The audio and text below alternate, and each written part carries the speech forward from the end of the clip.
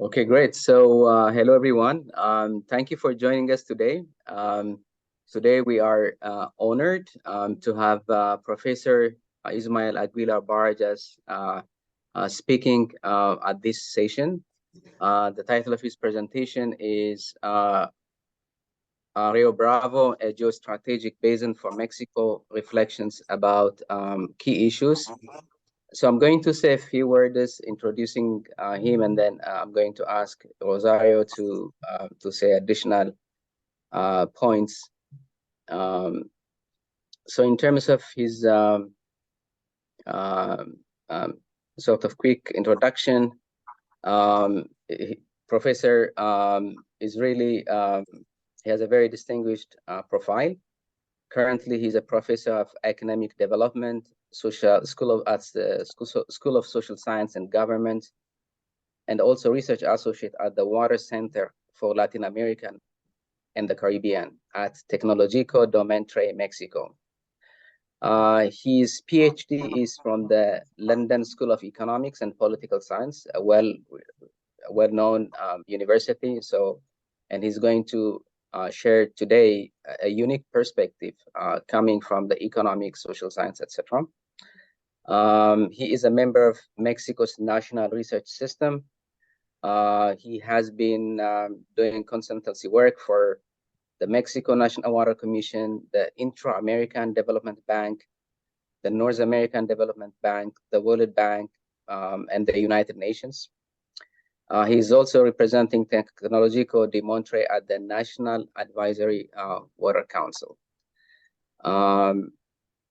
So, Rosario, would you like to say a few things about Professor? Yes, good morning, everyone. Thank you for being here today in our seminar series, Rio Grande. And yes, I would like to say a lot of things about Professor Ismael, but I'm only going to say that I feel very honored to have you here today. And I should say also that he was my undergrad professor, from whom I still learn, and I'm very proud to have him. He still looks the same. I'm very old. I don't know what's going on after 20-some years. But I'm very happy. I'm very happy to be co-hosting this event with having you as our speaker. So thank you. Thank you, and it's always great to see you. And thank you, Mekone. And with that further ado, let's talk about Mexico's side of the basin today. Okay, good morning to everyone. I feel very honored to have this invitation. I particularly thank Rosario. As she said, she was my former student at this university. She was a brilliant student, but she was also a fine person, you know, and I feel that's important in students. I also would like to express my appreciation to Professor McConin. He was very diligent and making sure that everything was working fine. So the presentation that I did prepare for you really has intention to share some learning about this basin from a very modest perspective. As all of you know, water is a very complex issue, and nobody could have really the full knowledge and understanding about. The first time I got in contact with water and the Rio Grande, Rio Bravo, it was in the mid-90s, in the drought of the mid-1990s. In those years, we did a study for the Environmental Protection Agency and the technical supervision of the National Science Foundation. There was a program called STAR, Science to Achieve Results. And we spent 4 years to do a full binational study, Mexico and the US, to study the lower part of the basin.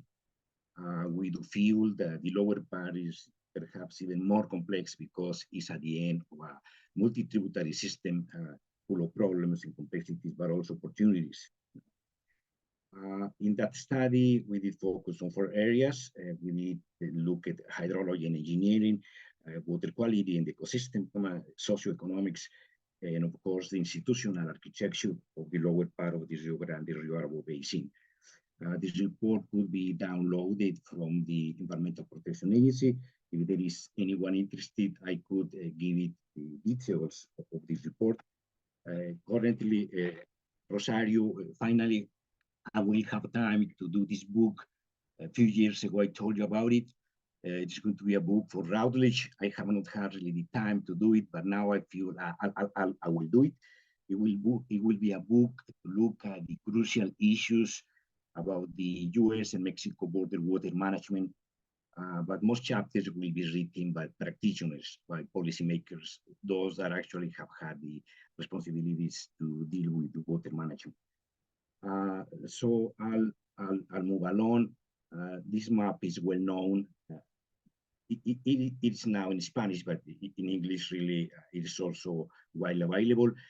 You have already passed through the Colorado River. I understand it was a very successful set of webinars. And the Rio Grande, Rio Bravo Basin is seen here. It is a fascinating basin shared by the two countries through an international river. This map shows you part of the lower San Juan that portrays the Monterrey metropolitan area. And this is part of the messages I would like to make across. There is the need to focus locally also to have a wide perspective of the basin, but localities have their own views. Perhaps some of you knew that last year, Monterrey was really reaching day zero. The city was running out of water. After 1 year, we're re-editing the same story. The reservoirs are also very empty. You could see here the Monterrey metropolitan area, and we have a reservoir here, Cuchillo Dam. It was built in 1984. We have here a reservoir, the Cerro Prieto Dam. It was built in 1984. Just have a look at the years. We have a Marta Regómez Dam here in a neighboring state that is called Tamaulipas. This dam was built in 1946. Even Las Blancas Dam that is here, it was inaugurated by President Cedillo in the year 2000. So one of the key messages I want to make across already is the aging of infrastructure, the obsolescence of infrastructure. Maintenance is required, but finance is not always available.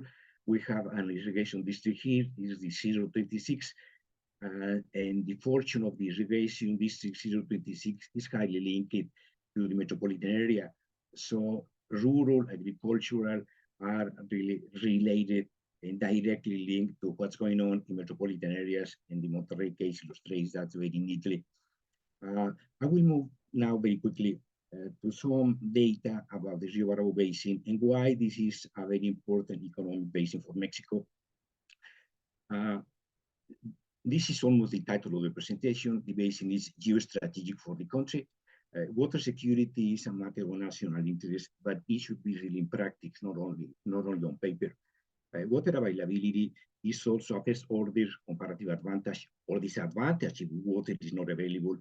See the current discussions about nearshoring. It seems to be really very obvious. Without water, there is no economic activity. And Monterrey is the second largest city in the country, so water is absolutely necessary for its economic survival. This data comes from 2015, with some students who are updating the socioeconomics of the basin. I did promise the Mexican Commissioner of SILA that we are going to update the socioeconomics of the basin for free. I have students that could be actually happy to do that. But nonetheless, these figures could give you an idea about the basin. Around 13% of the population, 18% of GDP, but the manufacturing is almost 30%. Within manufacturing, machinery and equipment is almost 40%. 41% of exports and 23% of foreign direct investment relates to the basin, and employment registered in the Mexican security system is almost 20%. These figures, of course, relate to northeastern Mexico.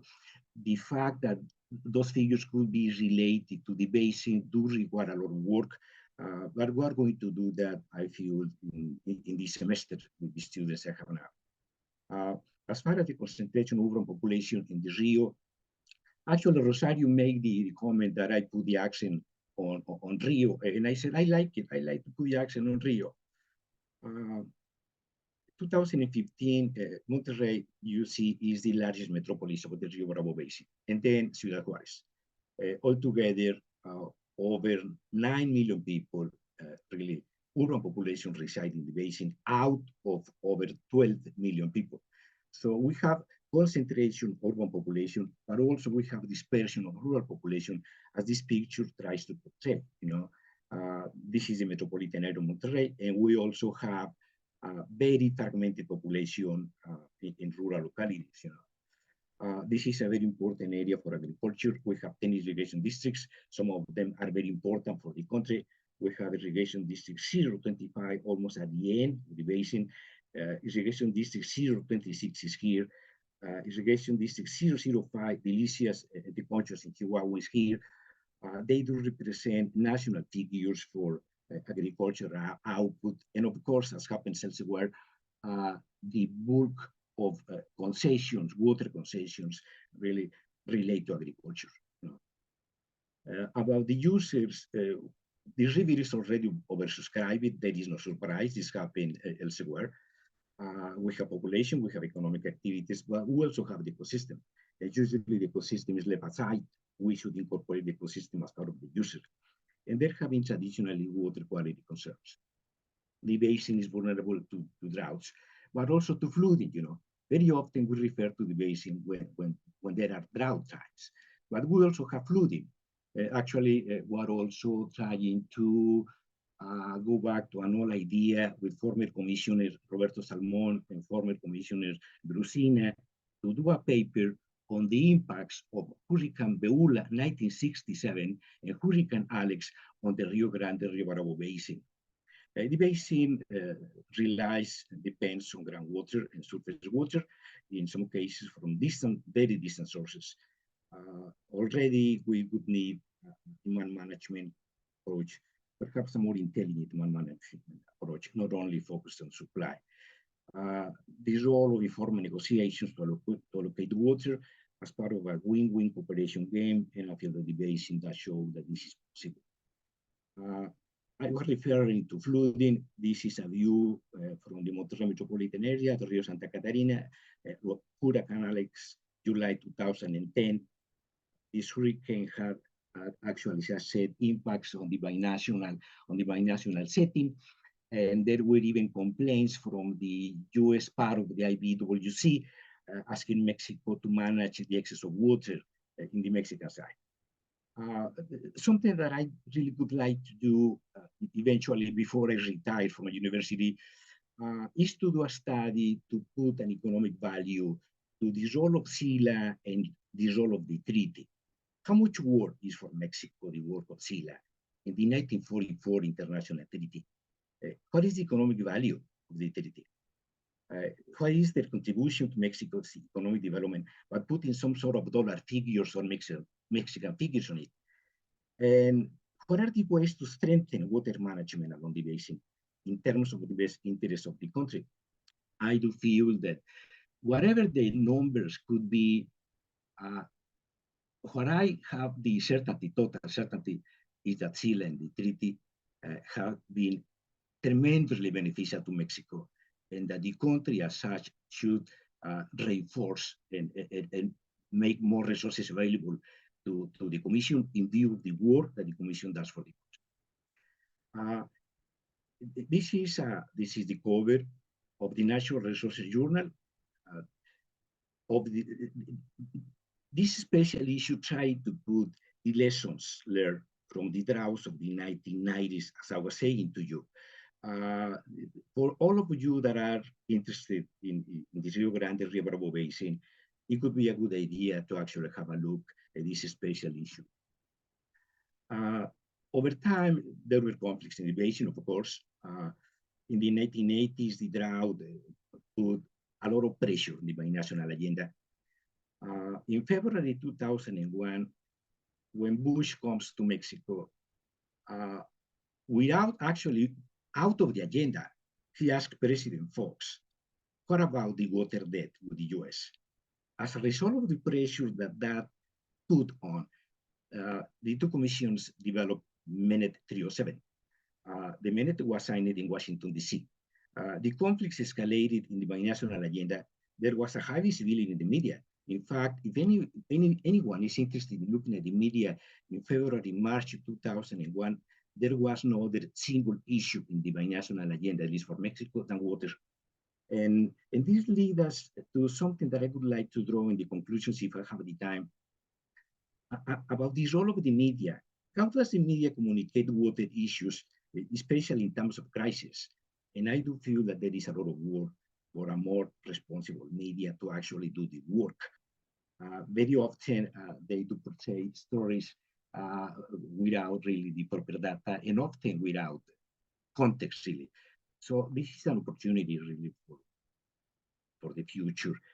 And of course, we need more information and better understanding of water affairs along the U.S.-Mexico border. And here is this role of academia, what we're supposed to do. This is an editorial of the Los Angeles Times, 2001, May 2001, about cooperation via crisis or in a different way, conflicts or opportunities. The title of the editorial tells the story, Testing the Waters of Cooperation. In 2008, we did a study for the Mexican Institute of Water Technology, and the title of the project is there, Socioeconomics, Agricultural Productivity, and Economic Impacts in the Allocation of Water.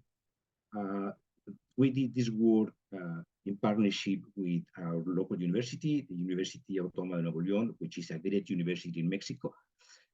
What did we found? We found a lot of things, but one finding I would like to share with you. The designing scenarios of water allocation, we did found that a reduction of 10% in irrigation, taking a reference observations for the years that you see on the screen, 2005 and 2006, for the three major crops, would represent really volumes over 160 million cubic meters. And this volume covers 35% of all new demands for urban public use forecasted for the year 2025. I'm not saying anything new. The future and the fortune of water management along the basin as a whole, in the lower part in particular, would need necessarily to put a lot of pressure on efficiency in cities, but also in agriculture. What you see now, it is the metropolitan population of the basin. As I said, Monterrey already is there. I feel this, you see this slide earlier on, but what you didn't see is about the people living in rural settlements, the actual figures, and immigration. We have enterprises coming to the basin. Some of you may know that Tesla has announced a huge investment in the Monterrey metropolitan area. And today, the newspaper says that Tesla is going to double. It's going to double the investment in the Monterrey area, and the pressure for water is going to be really huge. This is what I said earlier. We have, on the one hand, a metropolis, but on the other hand, we have irrigation. I personally took this photograph that you see to the right is irrigation district 026, and on the left we have the Monterrey metropolitan area. And this leads us to very briefly, really to discuss in the Monterrey case. In many ways, Monterrey is the industrial capital of the country. So water for the city is really is a must. You see the map of Mexico here in the US. Most of the trade, the surface trade between Mexico and the US passes through Laredo, Nuevo Laredo, and part of that trade crosses the Monterrey metropolitan area, coming from Mexico and central Mexico on its way to Texas and the I-35 and the rest of the United States. So trade and water and the environment really are highly related, and the significance of the basin is really very high. When Hurricane Alex came in 2010, it did damage the infrastructure of the city. This avenue is called Constitution Avenue.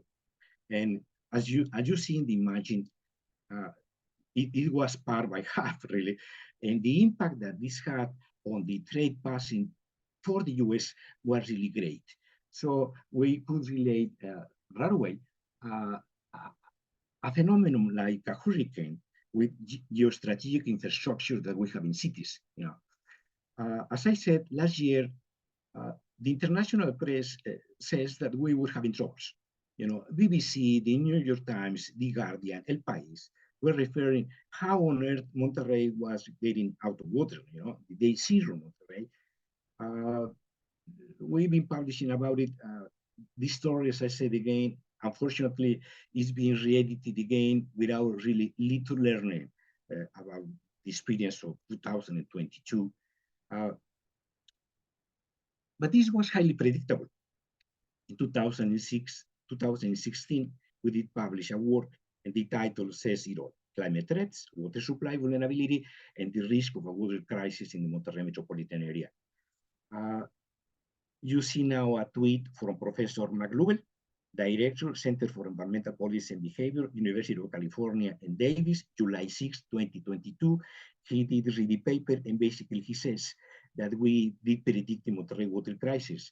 In fact, it was there. It was just designed to look at the data and to see that a crisis was in the making. Very briefly about the outlook and prospects for the border area as a whole, not only the Rio Bravo Basin, but also the Colorado Basin. We have a border population that is growing and will continue to grow. Even with the best management of demand, we feel that there is going to be the need for more water to sustain this accelerated growth. In other words, it is not only supply and demand, it is supply and demand together, and it is the need to have a comprehensive view about the future, discount the future in work today. Water management in this context really becomes risk management. And this requires the responsible construction of scenarios, including the worst case scenario. Just a few months ago, I was telling the director of the local water authority, we're going to have a second aqueduct to supply water to Monterrey from a dam that is called El Cuchillo. And I said, Juan Ignacio, have you considered that we're going to have two aqueducts within a drought, in a drought, but we don't have a plan. We don't have a worst case scenario plan for it. We plan and we move along as we are able to. This requires really a continued information in databases permanently. What are the projections for the future? Even if we are relatively conservative about it, the future looks drier. It looks more unstable and probably more extreme. But the thing is that with and without climate change, the necessity for adaptation is clear and urgent. The city we're living here, the Monterrey case, and part of the Rio Bravo Basin as a whole, and the lower part in particular, it's very, the climate is very, how could I say, it changes very, very often, we have wet periods, but also we have drought periods, and we have to adapt to that,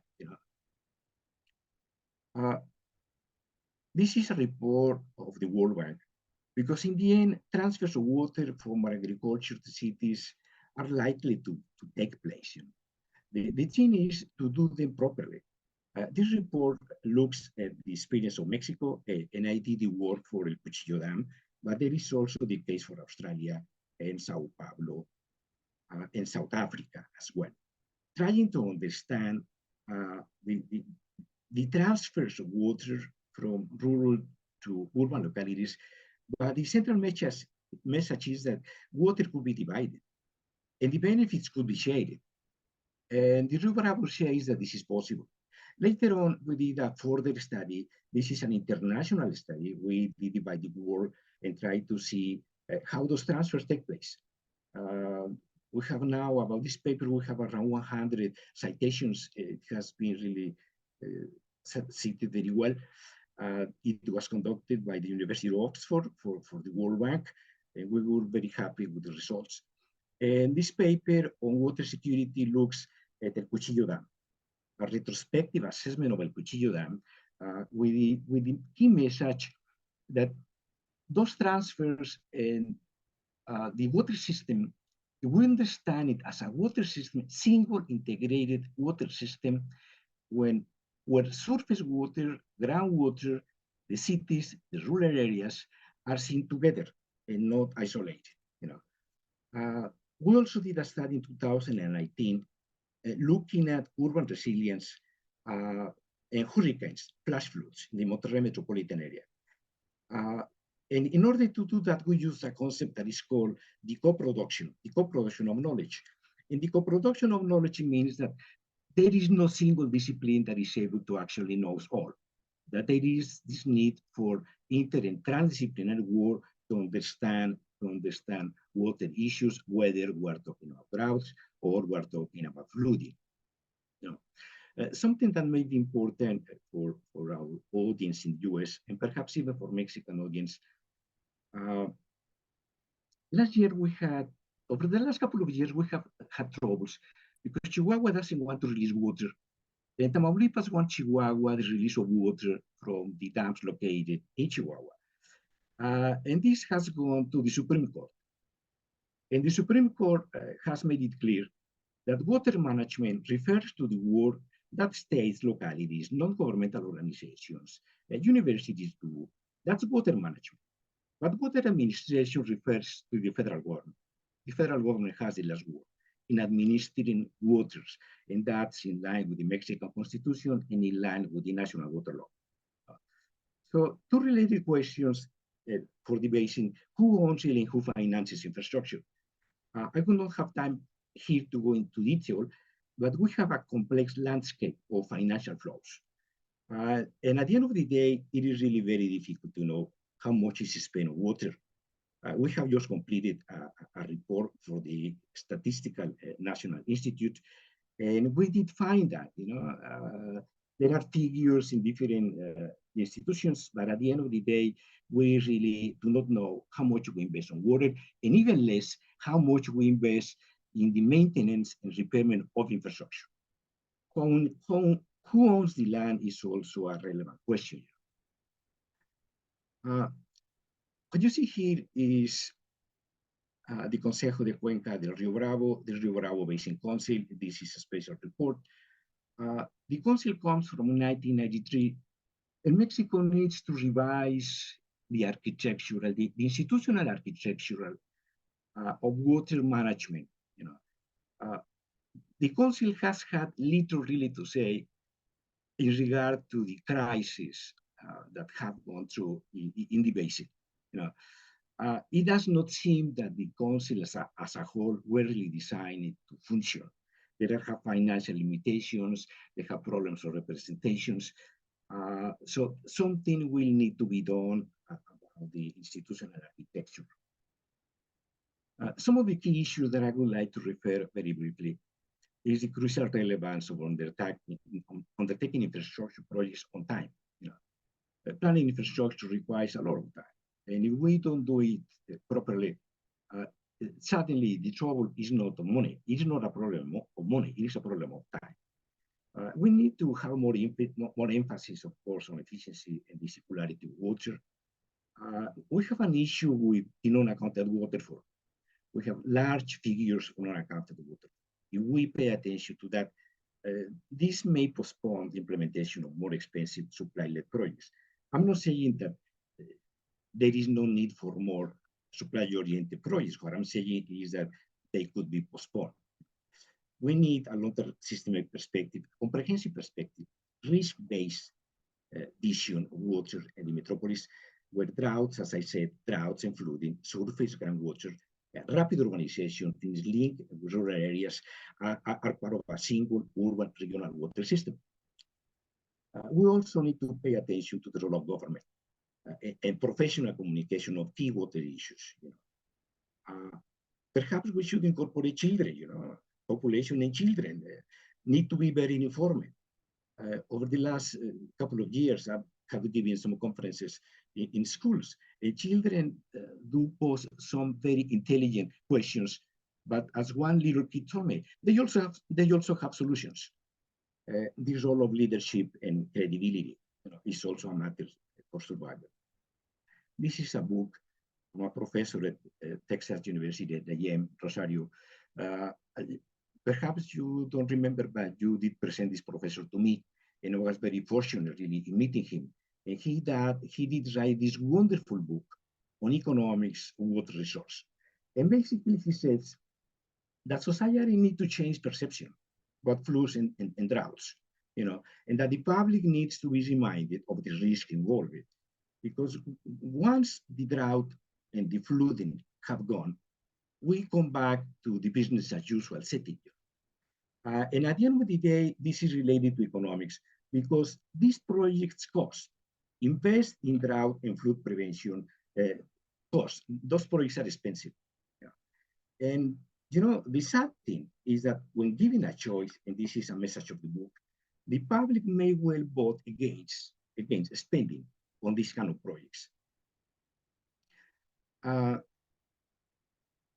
This is a report of the World Bank 2017, the World Development Report.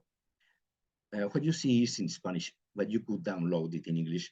But the message of the 2017 World Development Report is that effective public policies do require these ingredients. The first one is commitment. The second one is coordination. The third one is collaboration. In other words, there is nothing to coordinate and to collaborate when there is no commitment. I left these figures at the very end, just in case I have time, and I feel that I will have time. When we first began working on the Rio Bravo Basin, the learning, of that experience translated into a single figure. And I said, how could I portray in a single figure, the complexity, of those issues involved? And I did find a diagram. I designed a diagram in 5 dimensions. The first one is the space to take into account international to local issues. On the x-axis, we have time, and on the z-axis, we have the relative importance and the priority, the sensitivity, the urgency of issues. I am sure that in the discussion that you already had on the Colorado River Basin, there are these kind of issues, a spatial scale, a time scales, and the relative importance of issues. The fourth dimension is made by these circles that you will see here, nature and environment. It is different to work along on the basin, to study the basin in times of drought or in times of flooding. And even looking at the droughts, the nature of the drought changes, what was going on in the mid-1990s is totally different from what it is now. Another dimension, has to do with engineering and technology. We could have engineering solutions and technology solutions for water management, but even those solutions will require the finance. So we could go to economics, And of course, we have to pay attention to politics and to see water management and the Rio Bravo Basin and the Colorado River Basin through the political economy lenses, And of course, at the end, we have an institutional setting that needs to be taken into account. We have the fifth dimension that somehow puts together the whole system at a given time. And this fifth dimension has to do with issues like the ones that you see there. It has to do with responsibility. There are social initiatives, there are interests, there are conflicts, culture, history, flexibility, creativity, willingness. And this is a discussion that I have had with Rosario. And we came to this agreement when we say that willingness is needed to water management and water administration. I do feel that we have to change the terms, and we need to move from willingness to political obligations. It is like if we as professors had the willingness to go to teach a class, that wouldn't be the point. And very often the political class feel that they have to do something as a favor to population. And in regard to water, a lot of those functions are the responsibility of bureaucrats and policymakers. And what you see in green, there are forces moving this diagram to every direction all the time. So this diagram is not fixed, it changes all the time. So by the time we understood how this system works, we have to take the picture again. That's what it makes this diagram so complex. And the second figure and diagram I would like to show to you, and I would finish with this, is a framework for integrated water management. What we have we have institutions and we have programs and we have laws for demand, and we have institutions, programs, and laws for supply. In other words, the Minister of the Economy in Mexico feels that the responsibility is to attract investment, but the responsibility of the National Water Commission and the program is making sure that water is there, and this happens at the state level and this happens at the local level as well. And we also have institutions and laws and programs for quantity, and we have the same for quality, and very often they do not coincide. And again, we have the short and long term, and we have physical and soft infrastructure. We have to invest in repairing the aqueducts and the dams, but we also need to have an information registry, trusted registry for water rights, for instance, we need to pay attention to water and non-water affairs. And very often the problems are in the non-water issues, the non-water affairs. Very often the problems are in the budgeting office, not in the National Water Commission. And finally, we have here surface and groundwater. And I put groundwater in black because we don't see it, we don't see it, but it is there. So it is easier, and I would finish with this. I feel like I did it on time. It is easier to really talk about this integrated water management. Given the complexities involved, it is really far easier to move in that direction. And the kind of challenges that we have to really address, to move into more integrated approaches are really tremendous. And those challenges increase in the binational setting. Fortunately, we have the experience of the two commissioners, that we have the treaty, and I do feel that they have done a terrific service to the two countries. I'm perfectly aware of the opportunities that are there and the things that should be incorporated, but I am quite convinced, and I feel also very fortunate in having met the commissioners before, and the trust in giving information and views and perspectives, and that has really no price for that. And with that, I would finish, Rosario, and in the presentation. By 35 to 40 minutes. So I would be more than happy to answer questions.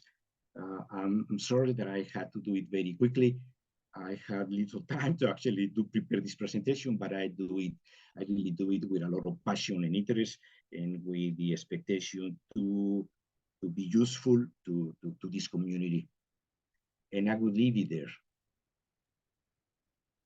Thank you. Thank you so much. That was a very nice overview of the issues, as you pointed out, the key issues from different perspectives. And I like the framework that you showed, how to synthesize all different aspects.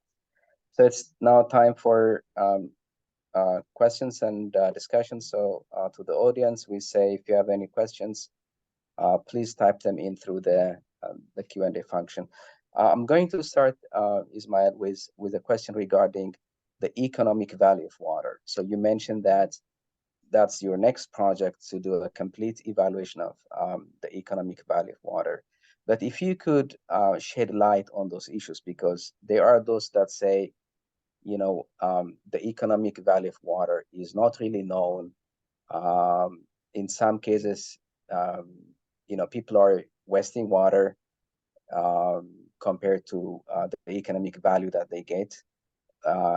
In the other areas, there are sectors that could benefit a lot economically from water, but they don't have access to water. So overall, how do you evaluate the economic value of water being used in Mexico?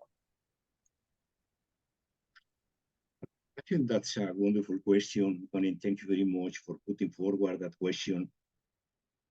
When I began the presentation saying about this project, I would like really to do, we're referring mainly to the economic contribution of SILA, the treaty, Mexico. And what I had in mind is to look at the economic structure of the two basins. to see how much employment do they create, the size of the economies, the kind of economic activities that water in the two basins have fostered, to somehow, it is in the making, really. Actually, it is just to share this idea with the audience.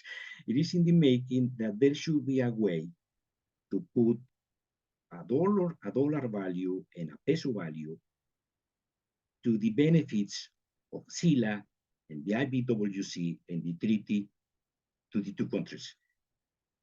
You know, I'm quite convinced that the work of SILA and the treaty have had tremendous economic benefits to the countries and to this area in particular, and in terms of development, to making sure that water is there, directly links to economic activities, population, and development. I will find a way to do that. But your question really relates even in a non-binational setting. It wouldn't have anything to do really if we want to, even in this city where in central Mexico, how much worth is water, and you are absolutely correct. What is the economic value? And there are discussions about that, about whether water should have a value or should have a value, and how does this applies to poor strata of the population or to the rich, to the better off. And this leads us to questions of the tariffs and the price of water. One thing is the value, the other one is the price of water. How much does water? That's a whole discussion about that. And this, but this one also requires good economics, good engineering, good politics to actually come to some sort of factual responses. Within this crisis, the local water authority increased water rates significantly with the hope of reducing demand. It didn't happen. And it didn't happen because those that have the funds to pay for water, the increase should be so high to have really a real impact on decreasing demand. And on the other hand, we have those less well-off people that could not have the resources to pay for water. That should be part of social policy. And we also have the discussion of water as a human right. That's a huge discussion.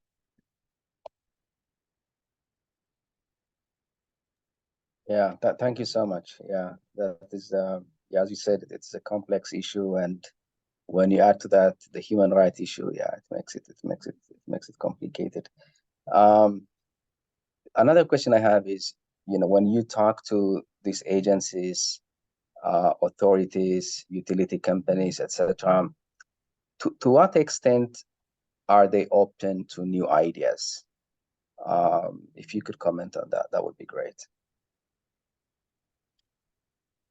I feel your question is a fine one. It's really a very good question. I have just written a chapter for a book that was published by a fine institution in Mexico that is called El Colegio de Mexico. It is a book on the international commitments of Mexico to the international community in terms of the environment. And there is a section that is called Actions. And I was asked to write a chapter on the role of enterprises in water management. And last year, with the crisis, the enterprises were signaled and marked as the bad guys of the picture. And I'm quite convinced that in many ways, enterprises could do more, far more than they do so far. But it is also true that some enterprises are moving forward, and they are more open to new ideas and are advancing faster than the government. In adapting new ideas, new innovations, for water within the enterprises. As a whole, I feel that people, and that's my view, that's my perspective. Really. I'm not referring to any science here, any factual information, that people usually don't like to change unless there is a crisis. You know, and even within the crisis, people somehow got used to it. You know, your question should be perhaps break down if we are referring to government and levels of government, to society at large, to enterprises, to non-governmental organizations, you know, and the interest that each one of these organizations may have to change. I wouldn't know, you know, your question is a fine one. I wouldn't have the full answer. But what I could tell you, what I have seen in the city, which is a very innovative city, is that large companies are doing a lot of work, innovative ways to save water and to do far more.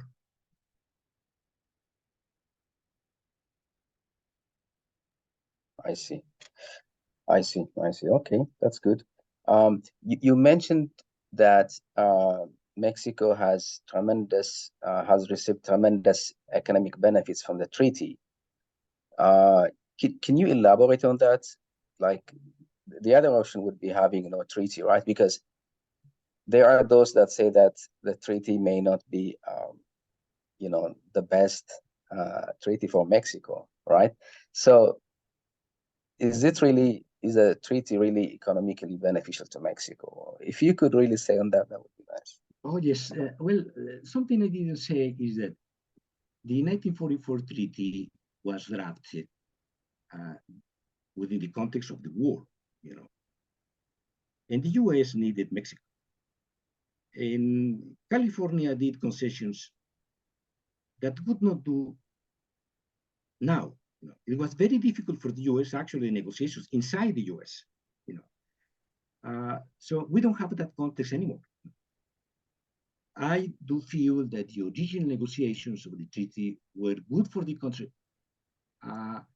And as I said earlier, within an agenda that is full of complexities, because it involves trade, migration, you know, drugs, you know, all sort of issues, very complex issues. In spite of the problems that have had water along the binational waters, you know, binational basin, it also shows the space for cooperation, and it is an international example of cooperation. In a context that is full of complexity, we have a binational agenda, very complex and difficult. So as I said earlier, I would like eventually to have this time to see, well, in terms of the employment, the income, the companies that are along the Colorado, well, actually in the Colorado, something I didn't say, but you already discussed that, the implications for agriculture are huge. You know, we have here agriculture, but we have a manufacturing base that is very important for Mexico. Having an agreement in peace with the U.S. for water, I feel it has been a tremendous advantage for the country.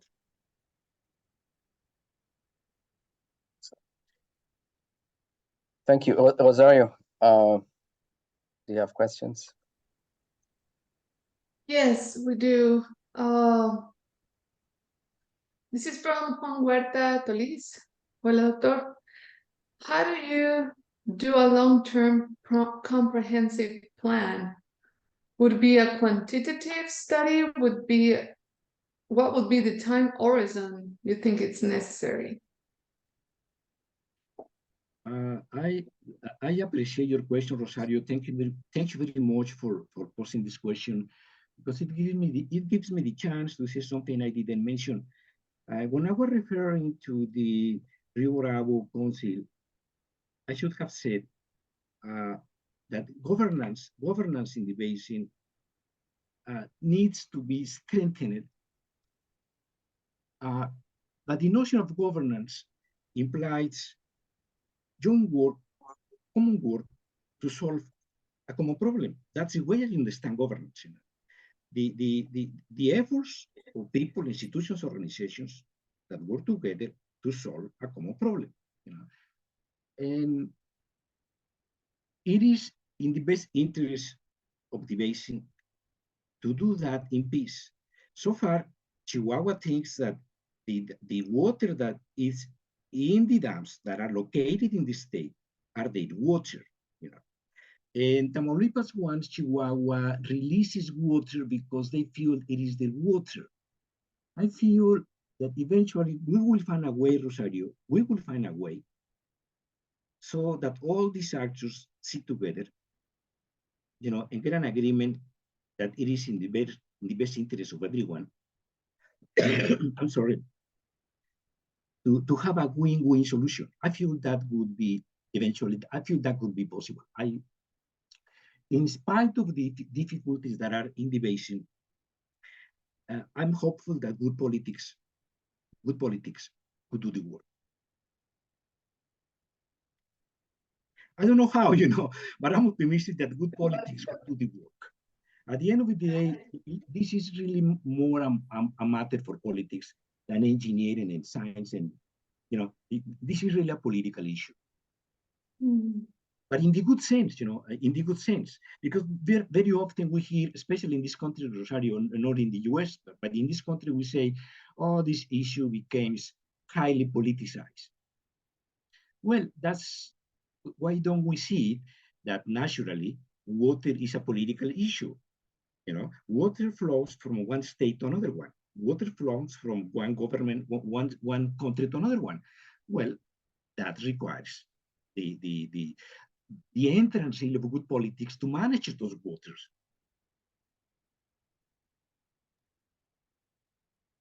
I have another question here from Patricia Herrera. Thank you. Each of the slides could be a presentation itself, but at this instant, I would like to ask about the integrated water management. According with the experience of the Nile River integrated water management is not an option for binational management of rivers. If you agree with this, what could be the main issues of cooperation? She's asking about the Nile River integrated water management.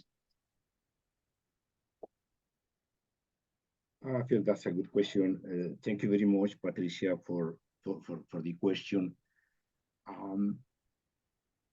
I feel that the emphasis on cooperation that is required varies across the basin. You know, it could be something that could be crafted to the entire basin, and perhaps we need to look at case studies and see in which cases cooperation is possible, in which cases it is not, and to foster ways and to find ways to actually make it possible, you know, and to draw scenarios so that people are informed, because very often people are not informed about the risk. You know, and when we ask them to cooperate, they do not have full information to decide and to say, yes, we are going to cooperate, even from a household perspective, even from the residential areas perspective, not even to the large international treaties, you know, even to the very local arena, you know. Something I didn't say, and I'm not sure, Rosario, whether I had shared this thought with you, but a few years ago, and after you were a student here, we had a conference by a professor, a British professor. The conference was on climate change, years before climate change really became such a fashionable issue. I'm sorry. And after the complex landscape the professor drew, there was a question. And the question was, what could we really do? What is in our hands? And the professor said, well, we could begin with a good plumbing, fixing leakages in our homes, you know. We could do that, you know. We could do that.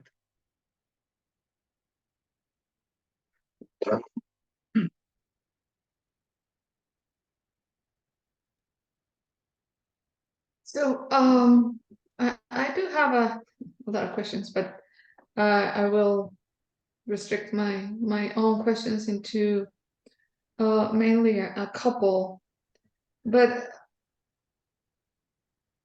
the future, the expectations on water conditions on the Rio Grande.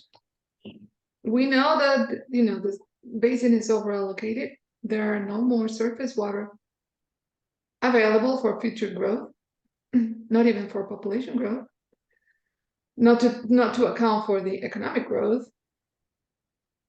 And the treaty, well, we all know it does not touch its on groundwater. So what will be what's the role of, what's the vision on the Mexico side of the basin on the potential of groundwater of being considered as an it is an option. It's being used. We all know that, but legally, politically acceptable, I guess.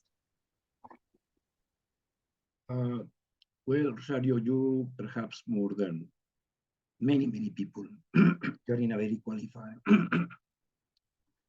you're in a very qualified position because of the work that you have done to see the neglect that we have done, on groundwater. That's something that the country should have really spend work on it. We have this overexploitation of the aquifers and taking very risky measures, and there is a work to be done in terms of the science itself. Last year when we had this crisis here, and the crisis is still on, within a hurry, we wanted to drill more wells, and we spent money on it. It didn't work, it didn't work. And it is the day that we do not have a single integrated model for this metropolis that puts together surface and groundwater.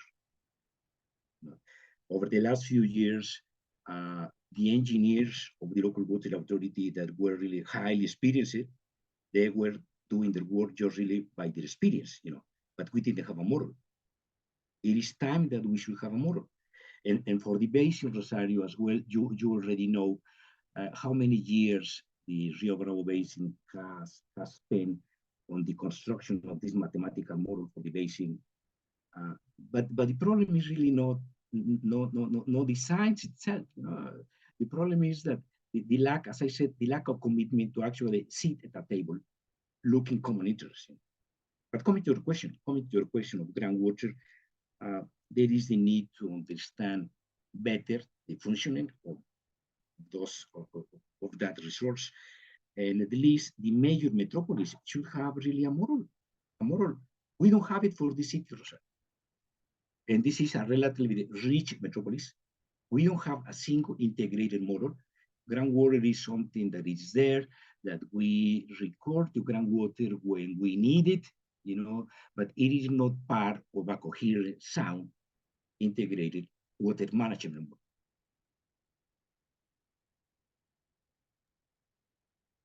And I assume that replicates to the rest of the basin. So my other question, and going back a little bit to the policy and what the Chihuahua, Nuevo León, Coahuila, Tamaulipas represent. So over the last 2 years, Chihuahua refused 2 years ago to deliver water from the state, from the federal dams.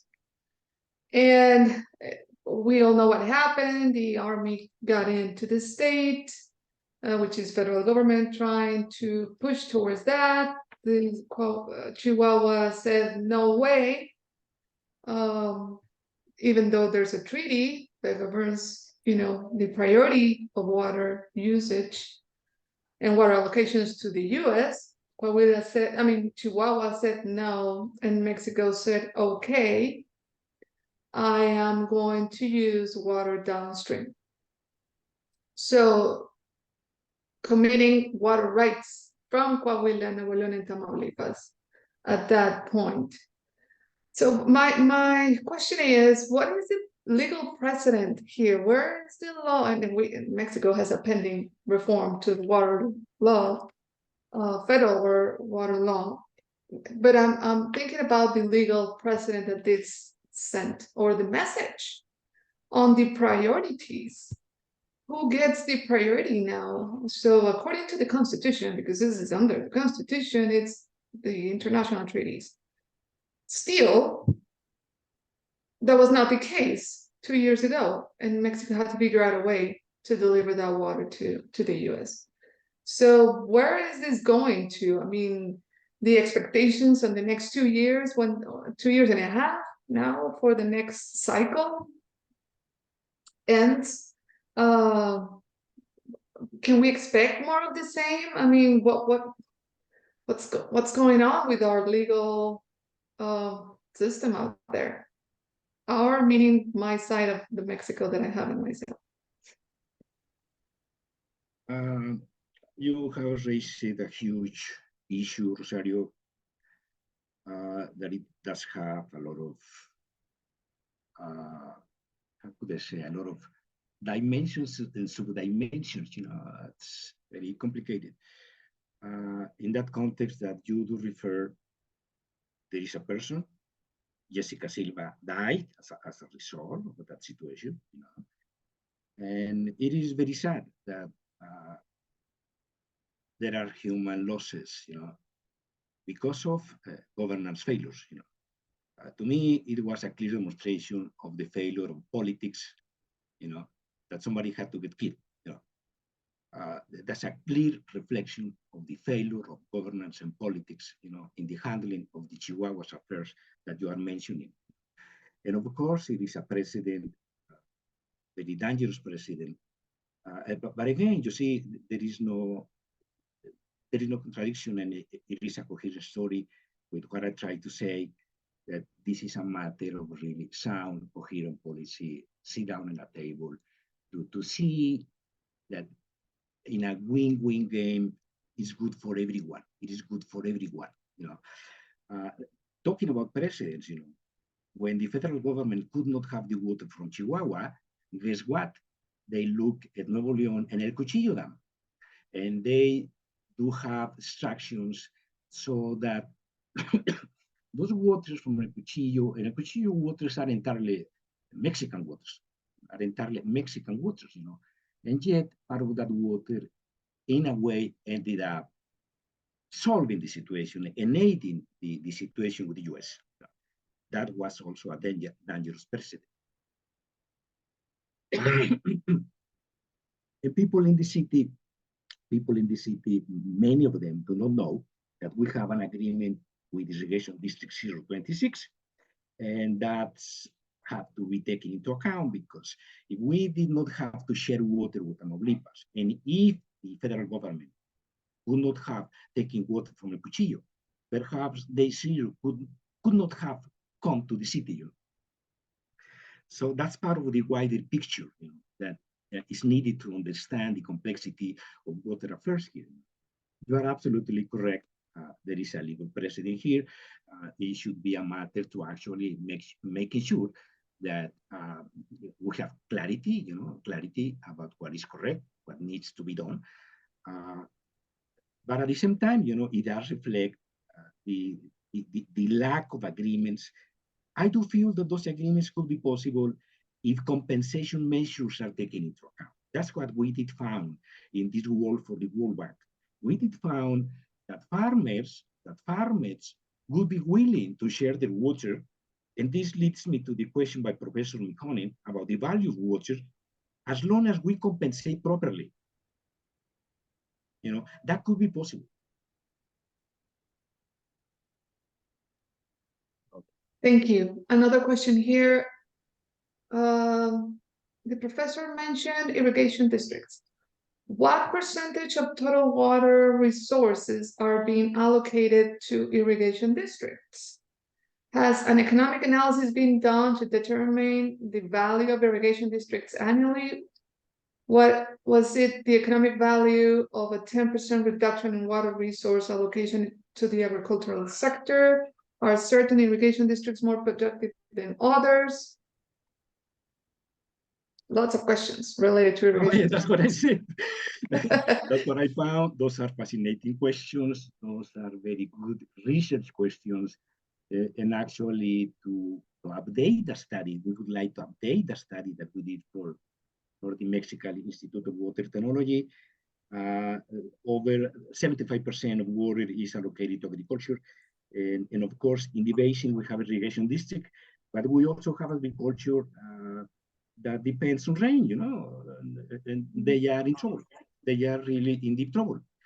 And talking about the economic value of water, when we have conflicts between cities and rural areas and agriculture, normally people say, well, water is more productive in cities because it has a higher productivity, but that's really not the way it should be done, the analysis. It is not only in terms of money, there are also social implications here. There are social cohesion issues here that need to be taken into account. But it is not simple. It is far from simple. You know. But there are a lot of questions, really. As you said, there are a lot of questions that would require really each one of them really a proper study. It is very heterogeneous. Agriculture innovation is very heterogeneous. We have districts that are very productive.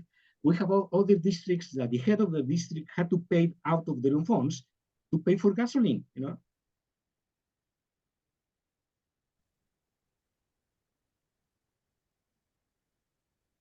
I don't think I have any more questions on my end. Mekonnen, you want to take over?